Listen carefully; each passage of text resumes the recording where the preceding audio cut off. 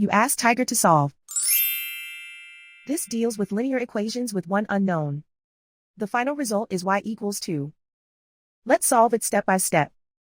Simplify the expression. Expand the parentheses. Simplify the arithmetic.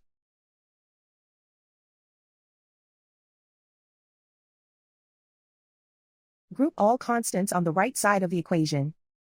Add 2 to both sides. Simplify the arithmetic.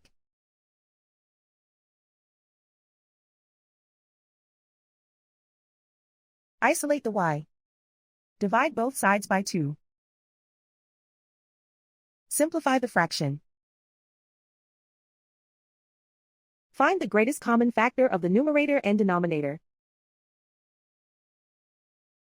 Factor out and cancel the greatest common factor. And so the final result is y=2.